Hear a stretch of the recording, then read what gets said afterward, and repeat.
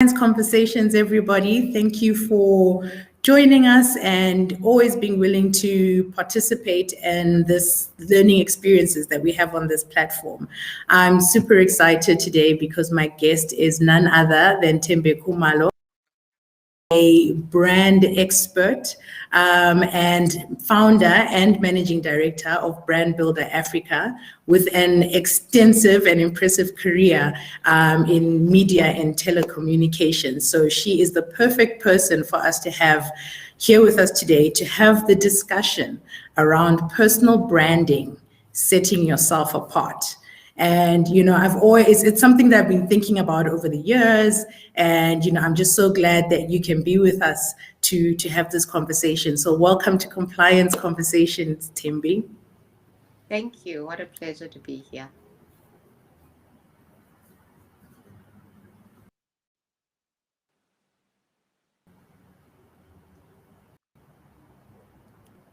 Hi, Thembe. Can you hear me? I can. I think you can hear me. Perfect. I was just saying to Thembe earlier, is giving me challenges today. So if I suddenly freeze in some awful position, please bear with me. It's Wi-Fi is not my friend today, but we shall persevere and hopefully have a great conversation nonetheless. So welcome again to Compliance Conversations. Thank you for having me. Awesome, great. So let's jump straight into the conversation. Like I was saying, this is an area that I've been thinking about for myself, for my business. And, I always see on LinkedIn, people asking, I've been job hunting and I want to see how I can set myself apart and stand out from the competition.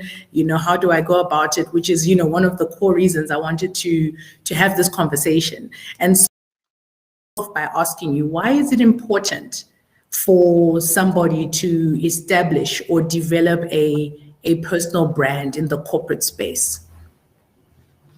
Well, the corporate space is a very competitive space. There's, as you've just said, limited opportunities for a vast number of people all chasing those opportunities. So personal branding done well, is a process of differentiating yourself. And giving your audiences reasons to choose you. So if you have the opportunity to show your value, demonstrate your ease, and show how you are doing something different from and better than everybody else who's in the same competition, you're more likely to get the opportunity that you're chasing. Otherwise, you become just another generic insert job title person. Yeah.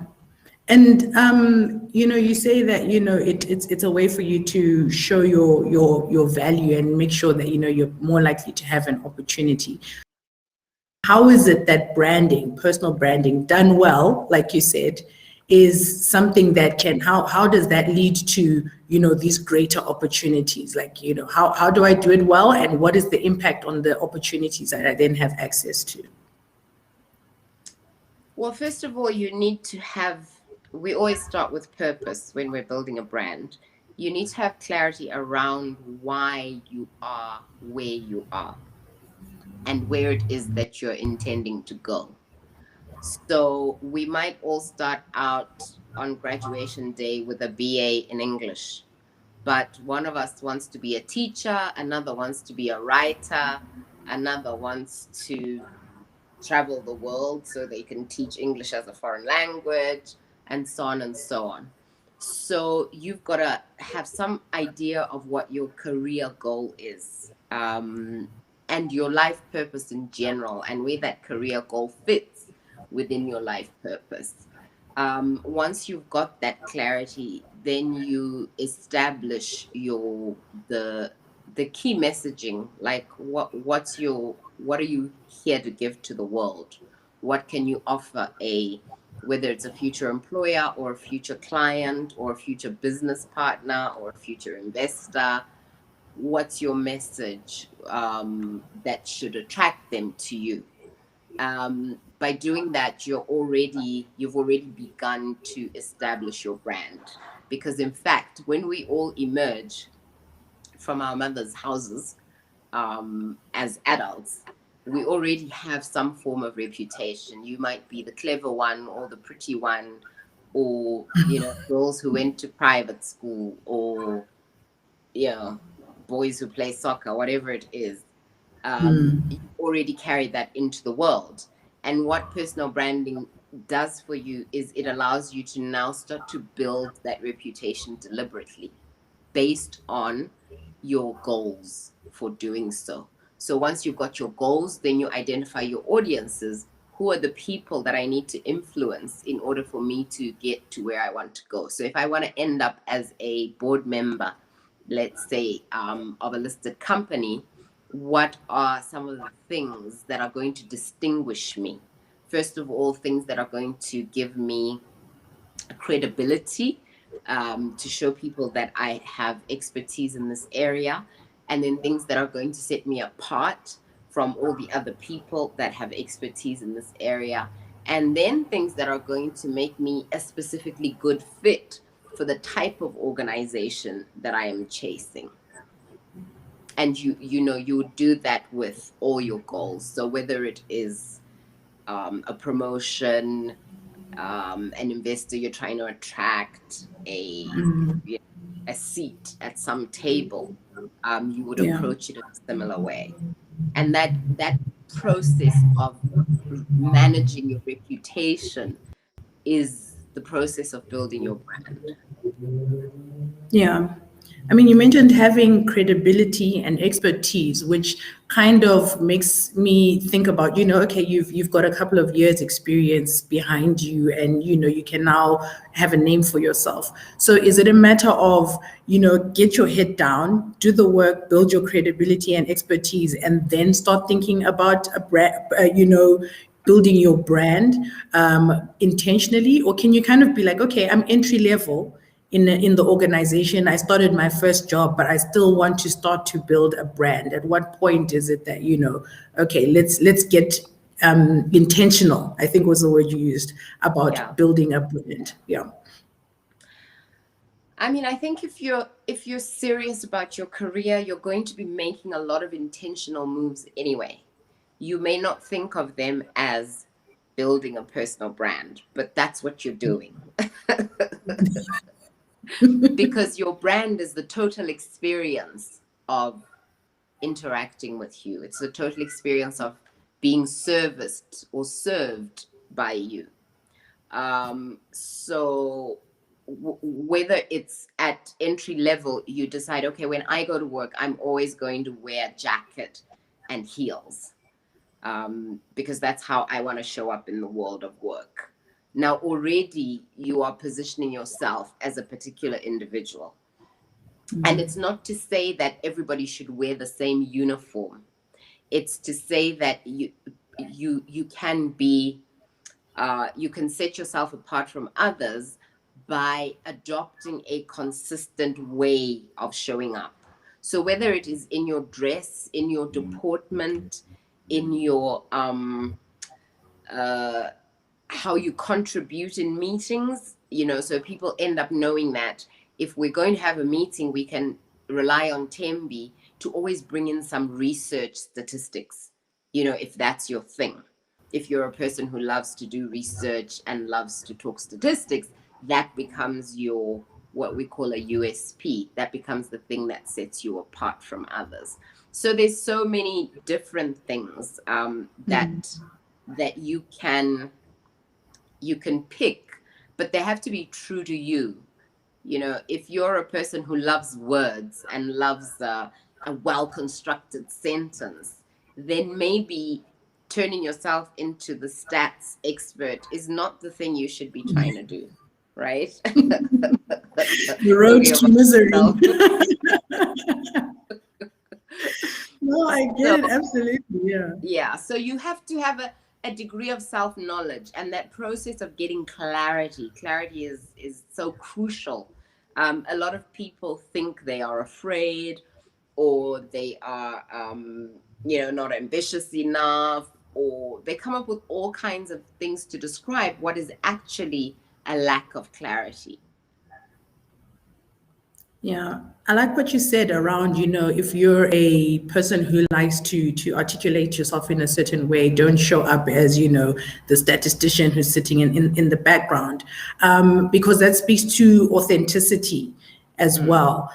I can't sit here and maybe see someone doing well in my profession or something like that, and then say, you know what, I'm going to replicate who they are to try and achieve success similarly to them. It's about me being like, okay, what is it that's unique about me, that works, and is authentic to myself, and then using that to be successful. But I think sometimes the temptation is there, where, you see someone and you're like, well, you seemed to be a bright personality and you're out there, but all of a sudden you're in this industry and you've dimmed your light, or vice versa. So it's I think it super important when it comes to being a brand. And I know in a previous conversation we had, you also mentioned consistency. You can't be consistent with it if it's not authentic to who you really are at the end of the day. So it's you see, I do listen. I've learned a lot from you, and just from the one previous conversation, I was taking notes. I'm very glad to hear that. Yeah. No, I mean, if you have an expert at your disposal and you don't make use of it, then there's something absolutely not right there.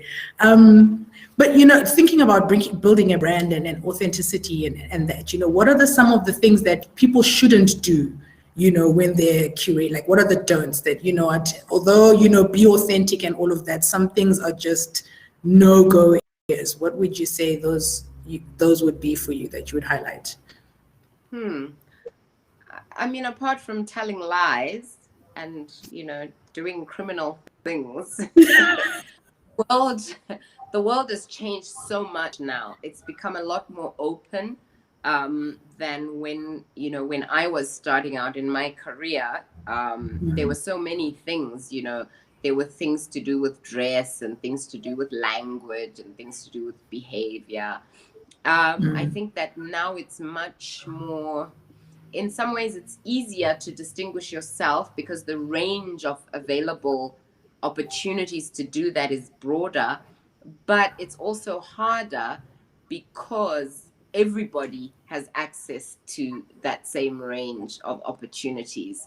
So I would say really the don'ts would be not being authentic, presenting yourself as something that you're not, oversharing. So there is a value to privacy. But again, that depends on what your ultimate goal is. There are careers now that feed off and thrive off what I would call oversharing. And the people who succeed in those spaces succeed because they overshare. So you've really got to sound like a broken record, be clear about what your goal is. For instance, you've got somebody who is an entrepreneur, somebody who's an interpreter, an influencer, and somebody who's an executive. Those three people can all use social media to advance their careers. But the content that an entrepreneur posts is designed to attract customers to his business. The content that an influencer posts is designed to grow an audience. And the content that an executive posts is designed to advance them in employment. So what might be a don't for an executive is a do for an influencer, and maybe a must for an entrepreneur. Yeah. It's very difficult to give a kind of general response.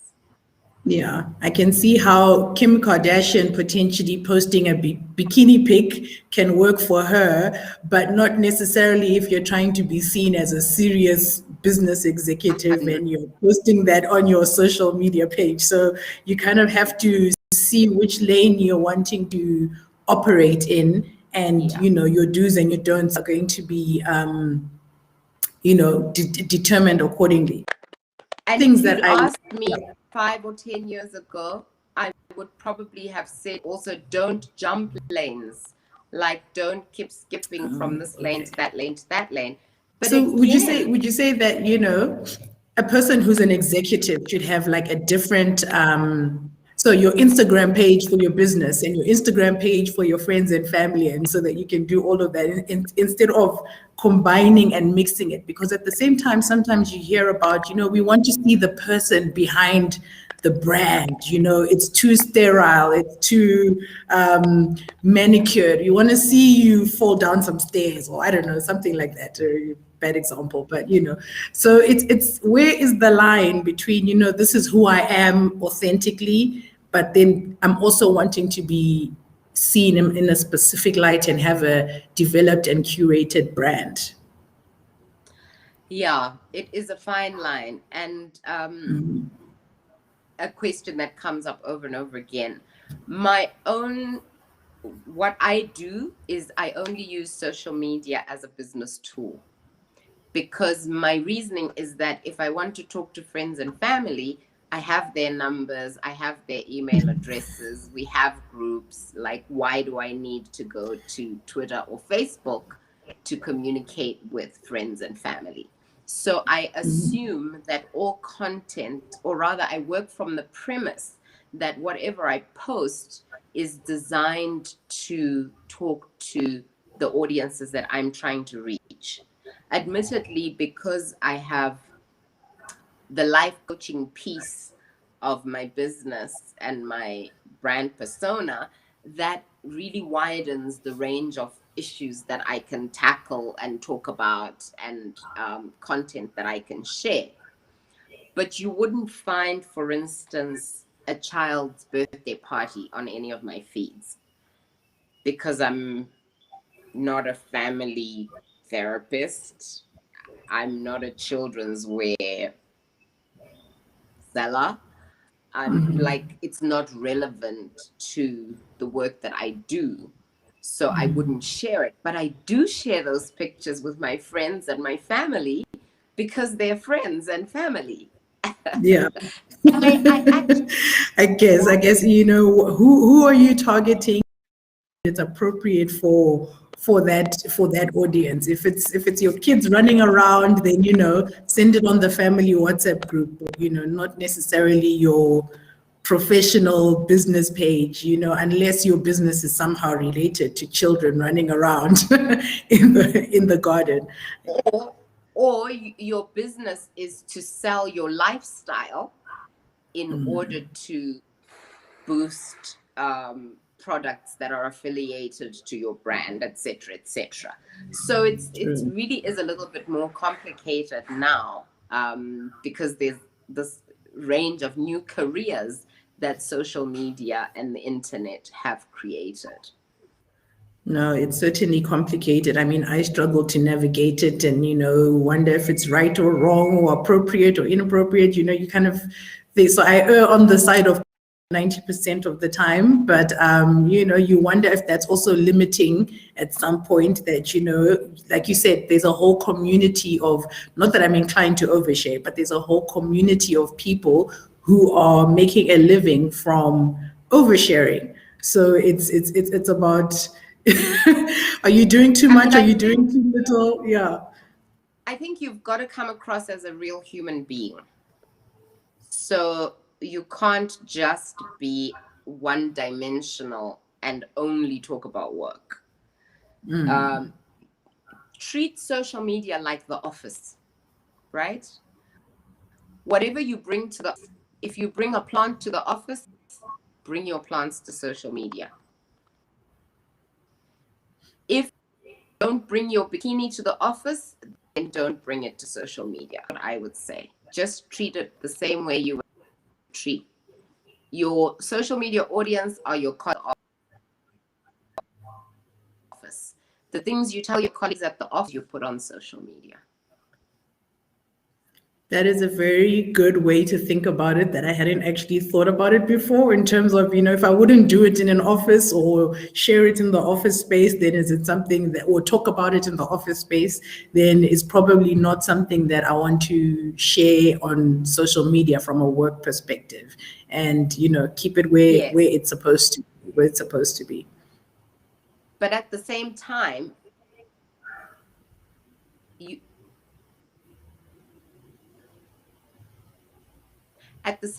you don't only talk about the work at work. You do share stories about what your dog did and, be outside your window fell, and things that humanize you and make you interesting. So, feel free to share those things too. Yeah. Yeah, I guess it's a nuanced approach at the end of the day. We are whole people. We're not only the analyst at work, the compliance risk manager, or whatever it is.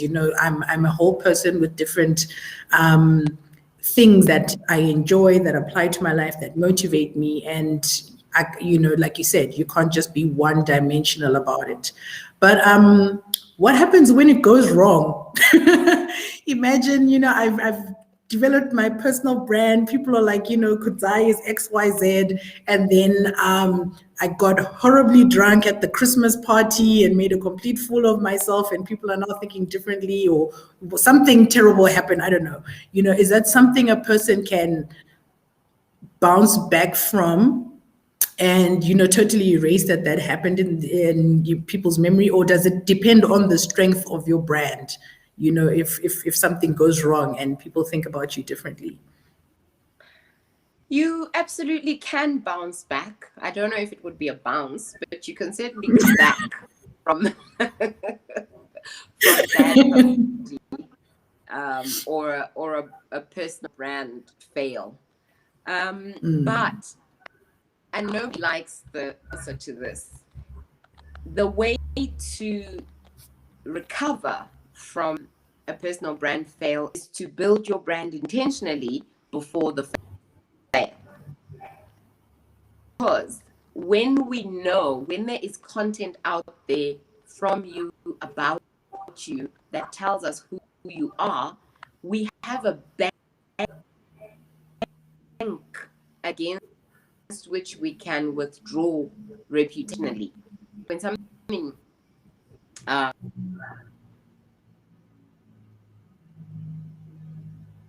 Ooh.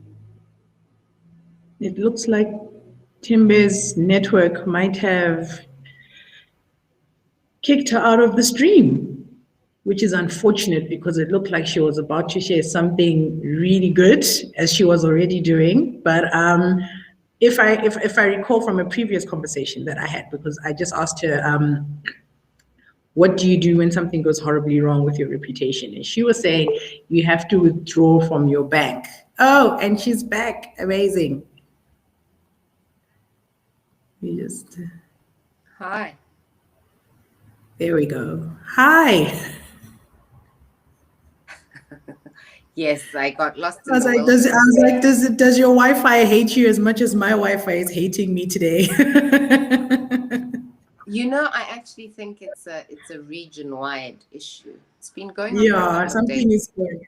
Yeah. Okay. Yeah. Awesome. Well, welcome back. And I was like, you were right in the middle of that juicy bit about how to recover from a negative incident that affects your brand, so you can jump straight back in. Okay. So the way to recover from brand fails is to build your brand intentionally before the fail. Because when there is a bank of information from you, about you, we have had a chance to establish what we call the know, like, trust factor. People get to know you, they come to like you, then they trust you. So when something bad happens, they are weighing this one incident against a bank of incidences, information, stories that they know and like and trust about you. And so they're much more likely to be forgiving And remember, your brand is the other person's experience of you. So it's your audience's view about you. So their view is likely to be much more benign and kinder. And so your reputation recovers faster. If there is nothing about you, and suddenly there is the story that you did this terrible thing, they've got nothing out there, or if there's very limited information, they don't really have a lot to defend you with. So Got it's it. kind of, they can believe it or not believe it. There's no evidence that you are any different, because there is no evidence at all. So they've really, all they've got to go on is this particular piece of news that has. So it is important for you to build that bank of stuff that people can use to get to know, like, and trust you, and rather build it before anything happens than to scramble to try and correct an impression right through that. The other reason why you want to build intentionally ahead of time is when something good happens. So if today you are appointed to be a commissioner on some very important government business, people will Google you. And then they'll be like, oh, this Kudzai, she's in compliance and she does this. Get a sense that these are her opinions. And so I guess it makes sense that she would be appointed onto this particular commission. If there is nothing about you, and then one day you hear Molly Moyo is now a High Court judge, and you'll be like, who the hell is Molly Moyo? And where is she been? How did she get there?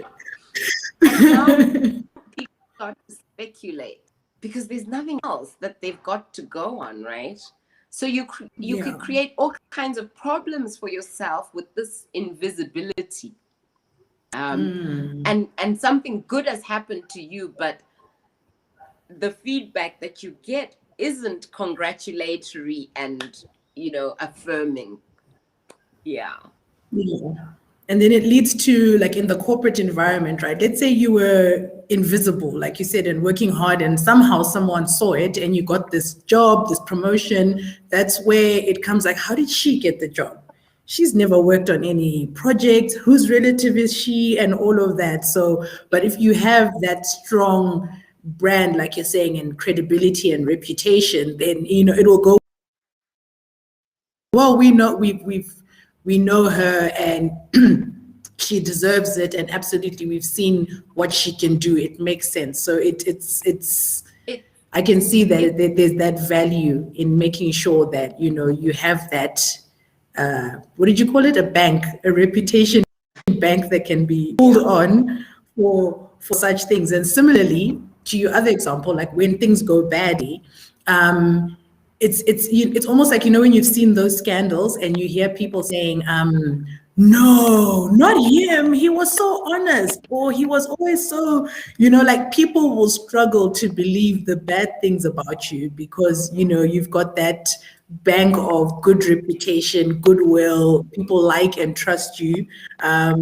So it's going to make it, as opposed to, oh, okay, no, I can see him being a serial killer, or whatever the case, or he was always kind of dodgy looking. I can see it, Yeah. So I can see how it would. Difficult.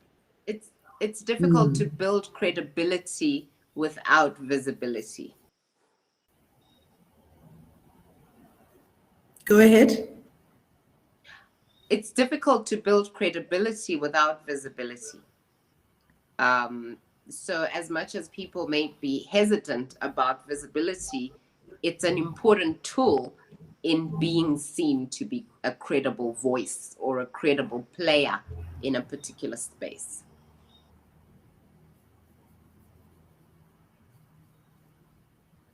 Yeah, I think being seen. What's that saying? If a tree falls in the woods and doesn't make a sound, or nobody's there to hear it, does it make a sound? And I remember early on in my career, one of the biggest pieces of advice that I was given is that working is one thing, being seen to be working is something else entirely different. And it really stuck with me that, you know, if you're not doing things that are high visibility and to be seen to be working, and you've just got your head down in your little corner, you know, it's almost like you might as well not be there, because recognition, you don't get the promotion, you know, it's about visibility and being seen as well as just true. working. Yeah.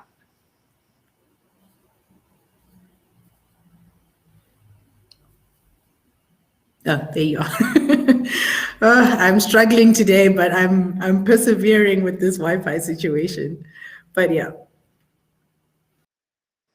Yeah. We call it DBIA. Doing business in DBI. Africa. Oh, I'm telling you, but you know, we you know, we've got some good information, some good gems. I'm glad that we are pushing through the pain, regardless of the occasional stuck in one random position. So if so, we've talked to, you know, it's important to have a brand, to develop your personal brand, even early on in your career. And I think because either way, people are forming opinions about you, so you might as well be intentional around it. So if someone is saying, okay, I've not been intentional, I've just kind of been going to work, showing up and leaving, but now I really want to start working on my brand, what are 2 things that they could probably start doing to begin that journey today? I would, and these responses are never popular, because what your audience will say is, get some new headshots and change your bio. The 5-minute solution, yes, that's a fun one. Yeah. But what I would do actually is to start journaling.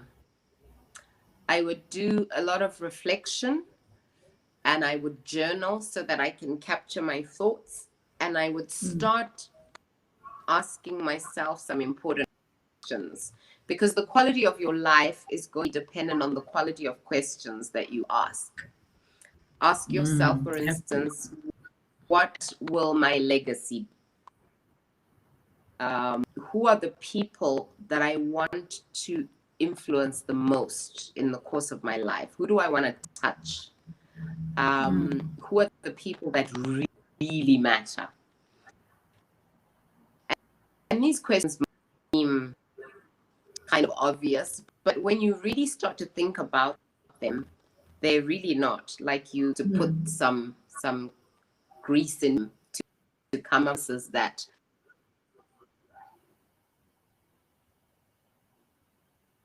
Oh, and there the internet has done it again. But while I wait for Thembe to come back, what she was saying really made me think about this book that I just finished reading.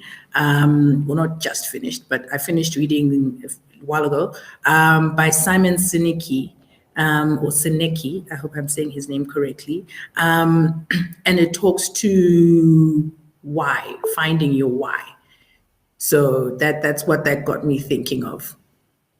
And I think those type of questions that Thembe was referring to are aligned with that kind of thinking.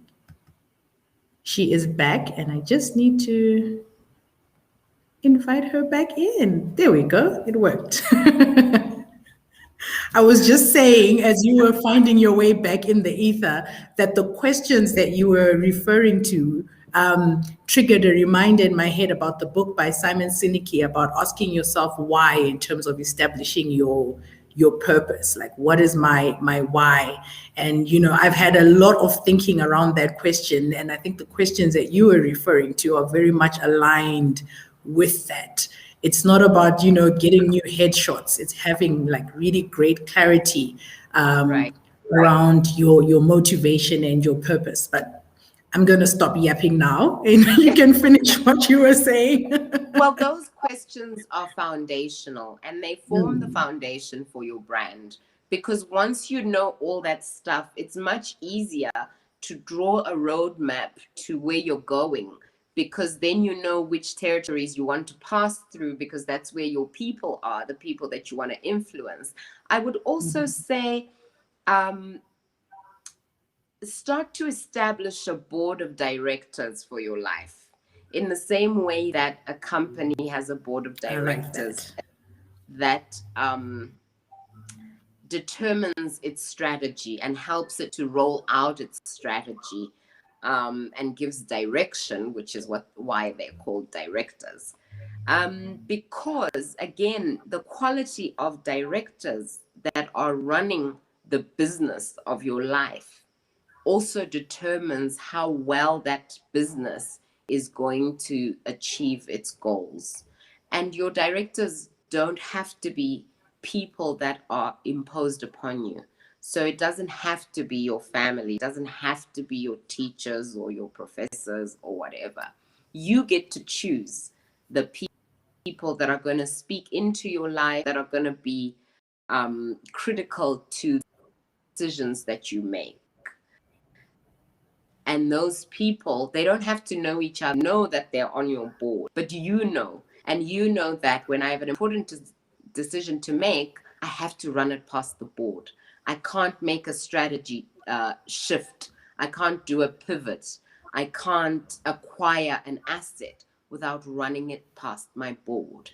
And I think if you do those two things, you will start to develop a foundation for your brand. Because again, a brand is the visual aspect that we see, you know, once you're up on a billboard or on social media. Yeah. A brand is fundamentally the experience of interacting with you. And that experience is informed by who you really are. Yeah, I really, really love the idea of having a board of directors of your life. And I really like the idea that it doesn't have to necessarily be, okay, so it has to be calling a caucus of my entire family because a decision needs to be made. It's whoever you resonate with, whoever you think can make a positive impact on your life, whoever you think will help you move forward in the direction that you want to go. And one of the things that I really like about that idea as well is the fact that, it helps you in the decision-making process. Is I'm considering this thing, what do you think? And if you're going a bit astray, like off brand or off mission, it's people that you can trust to be like, you know what, it might sound like a great opportunity, but is it really who you are? Are you going to be happy in that space 6 months after you're used to the new salary, maybe?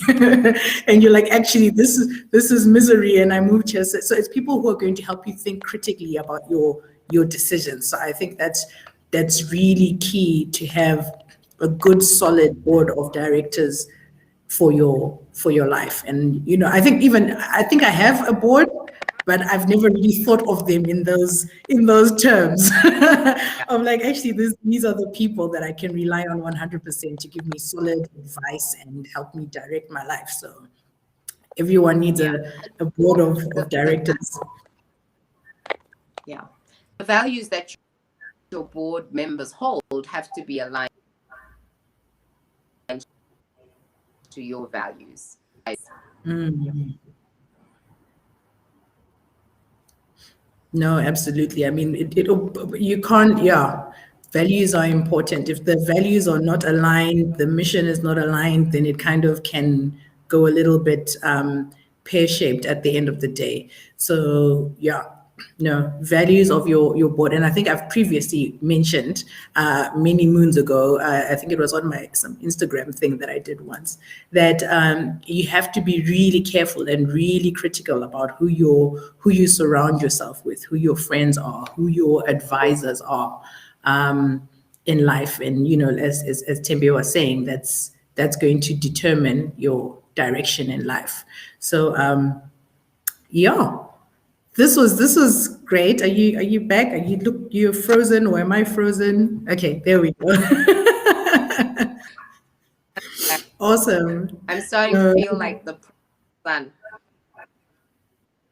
Sorry? I'm starting to feel like the prodigal son.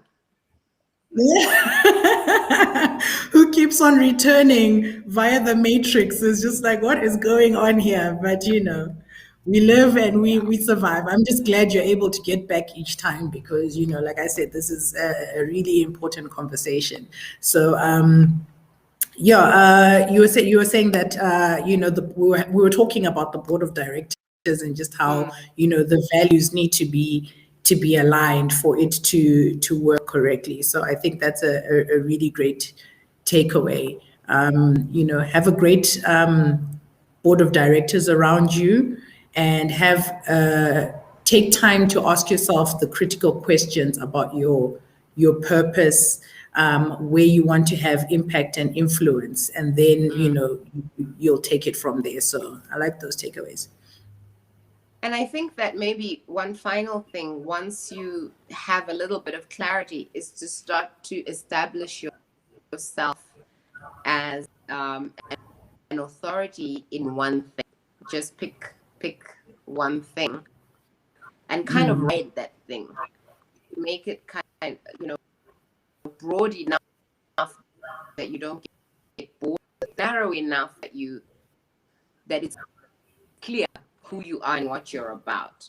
Simple. If you say Thembe Khumalo as brand building, communication, media, storytelling, as a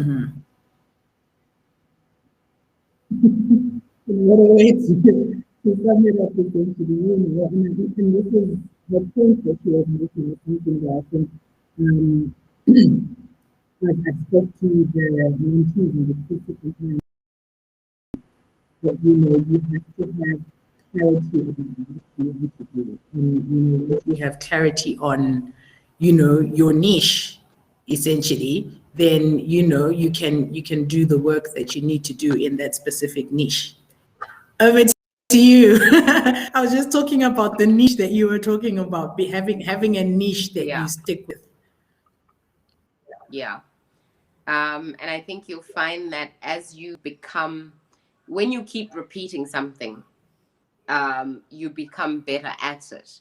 And also you will start to draw information and knowledge and all this kind of equity that you can also employ to build your reputation more and more.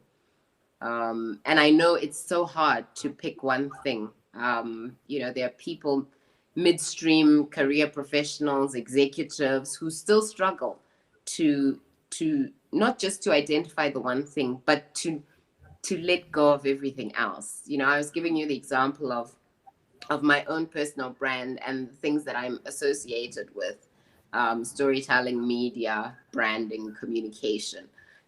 But it doesn't mean I don't love cooking. I love cooking. I love fashion. I love homemaking. I love to have conversations about parenting. But those are not my areas of excellence, and they're not my areas of expertise. So you may have a lot of areas of competence, but those don't constitute your one thing. Your one thing is your area of excellence and the thing that you want to be known for. Absolutely, and it's great because what you're saying just circles back to what we were talking about earlier from the social media perspective as well. So how, excuse me, I saw a tweet the other day, and the gentleman whose name I can't recall at the moment, he's like, you can do a lot of things, exactly what you're saying. You can do a lot of things, but you don't need to talk about all of them. Even get paid for lots of things, but you don't need to talk about everything you're getting paid for.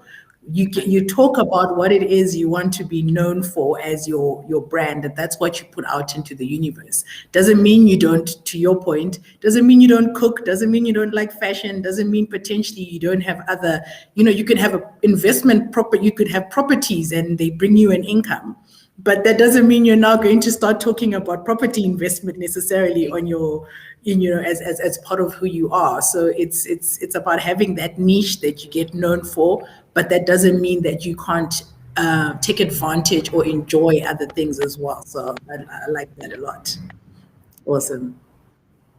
Well, Thembe, thank you so much for being with me today and having this conversation, for battling through the technical challenges that we had to be here. I truly, truly appreciate that you did that.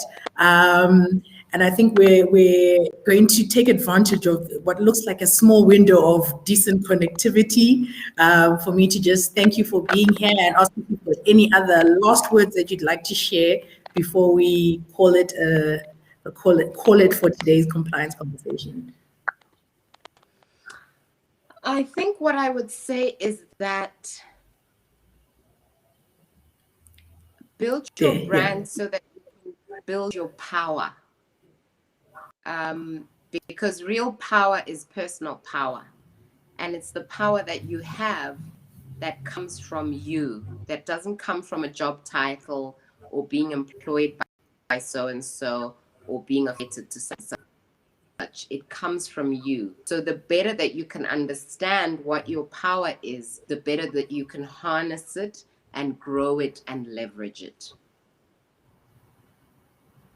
And on that great note, thank you so much for being here. I am going to go off and think about my brand and building my power for the rest of this evening.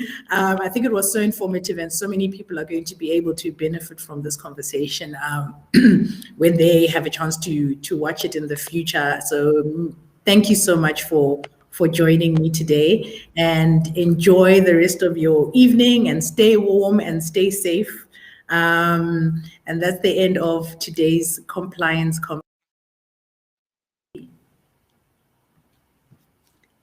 Lovely. Thank you for having me. Thank you. Bye. Bye.